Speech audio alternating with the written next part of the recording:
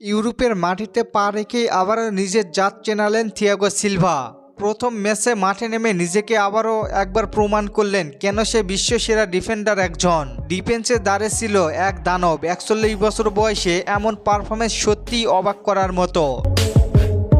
Thiago silver প্রথম match ছিল বেনফিকার বিপক্ষে। মাঠে নেমে দুর্দান্ত ডিফেন্স সামলিয়েছেন তিনি।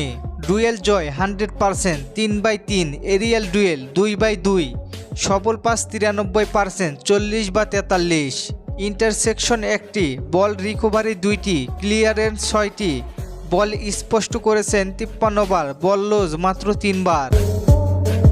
এমন পারফরমেন্সে রেটিং 7.3। যেখানে সিলভার অবসর নেওয়ার কথা ছিল সেখানে সিলভা শুরু করেছেন নতুন করে। এক সময় প্যারিস চেলসির হয়ে উড়তে থাকা এই ডিফেন্ডার ক্যারিয়ারের শেষ প্রান্তে ইউরোপীয় মাটিতে রীতিমতো উড়তে শুরু করেছে। সিলভার কাছে বয়সটা শুধুমাত্র সংখ্যা। কার্লো আনচেলত্তি আশ্বাস দিয়েছেন সিলভা বিশ্বকাপের স্কোয়াডে থাকতে পারেন। কার্লো আনচেলত্তির স্কোয়াডে ঢুকতে হলে বয়স দিয়ে নয়, পারফর্ম দিয়ে আসতে হয়। এমন পারফরমেন্স ধরে রাখতে পারলেই অবশ্যই দলে আসতে পারবে থিয়াগো সিলভা।